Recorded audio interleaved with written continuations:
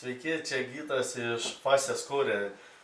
Prieš pradėdamas daryti tai, ką čia noriu pasidalinti, 3 patarimus, kaip mokytis užsienio kalbų greičiau, lengviau. Šitągi noriu pasakyti, kad šiandien tokia įdomi diena ir darėm jau video su broliu, padarėm po kelis video, įkėlėm į kompiuterį ir pamatėm, kad garso nėra paprasčiausiai.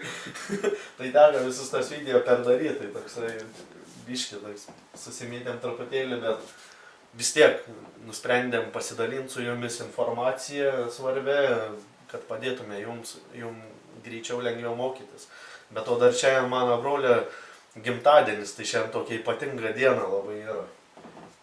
Tai va, šitame video noriu pasidalinti 3 patarimais, kaip lengviau ir greičiau mokytis užsienio kalbų, nesvarbu, tai kokia tai užsienio kalba.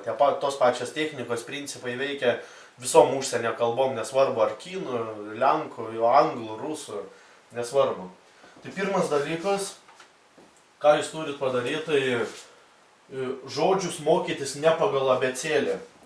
Ne taip, kad paimt 10-15 žodžių iš A raidės, paskui iš B raidės 10 žodžių ir taip toliau. Kas vyksta, jeigu jūs mokinatės pagal abėcėlę žodžius, tai smegenys paprasčiausiai, kada kartojat žodžius iš lietuviškų į angliškų, jos pakimba, netrenka, nes visi pradžia visur tokia pat, visur juoda, paskui visur balta, visur mėlyna. Sunku atrinkti. Daug yra efektyviau minimum 10 kartų mokyti žodžius temomis. Pavyzdžiui, apsidairat, kas aplinkui jūs yra, aplink jūsų kambarį. Stalas, kėdė, kompiuteris, telefonas, siena, lubos, grindis, lagaminas, lova ir išmokstat visus dalykus, kurie aplink jūs supasi. Taip smegenys pradeda suprast, kad kaip aš čia dabar einu jau ir ten žinau, ir ten jau viską žinau aplinkui. Ir tada toks linksmumas atsiranda, suprantat, ir faina yra mokytis, tu vaikštai jau ir tu žinai viską, kaip grindis žinai, kaip durys žinai, visus tos dalykus žinai. Paskui pakeitę aplinką, pavyzdžiui, kur darbas, su darbu, kas susiję išmoksti žodžius. Irgi vėl tada nueini į darbą, tu jau žinai, kaip bendradarbis, kaip pagalba, kaip padėti, kaip atnešti, kaip paduoti. O tos dalykus išmoksti, jau tu darbe gali viską susišnekėti. Supranti? Todėl reikia labai svarbu yra pradėti nuo dažniausiai vartojamų žodžių, nuo tų, kurie aplink tave yra. Ir mokytis ne pagal abėcėlę, o temomis. Tai pirmas dalykas.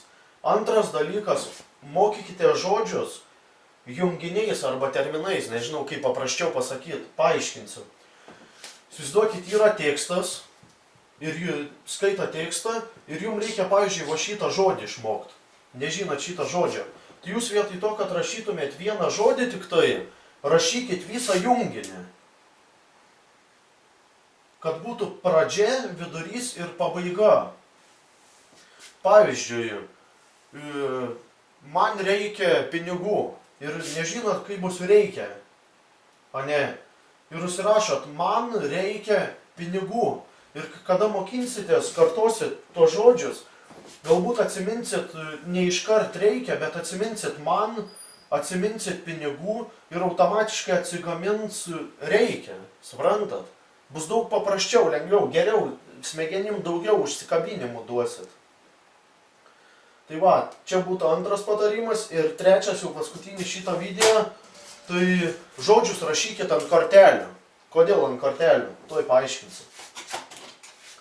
Tradiciškai, kada mokykloje ar kažkur mokinatės, visą laiką žodžius mokinat iš lapo kažkokio, ne? Įsivaizduokit, lapas čia yra. Ir va čia va eilė žodžių. Arba 2 eilės. Ir kai kuriuos žinot žodžius, minusiukas, kurių nežinot,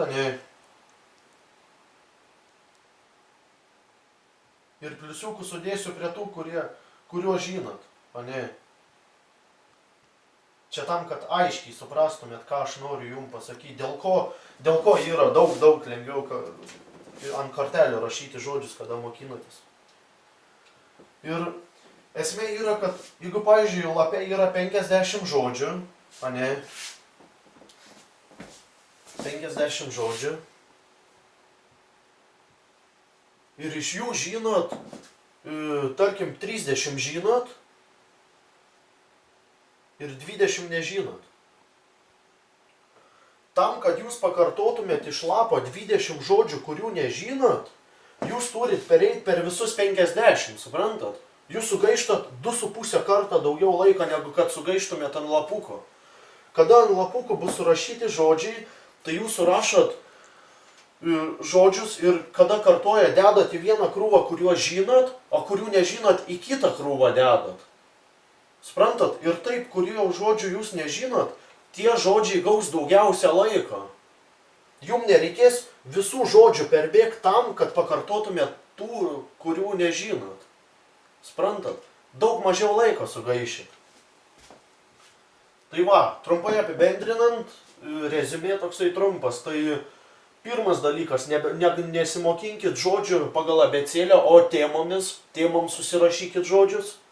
Antras dalykas, rašykit žodžius junginiais ar terminais, po kelius žodžius, iš vienos pusės, iš kitos pusės ir per vidurį.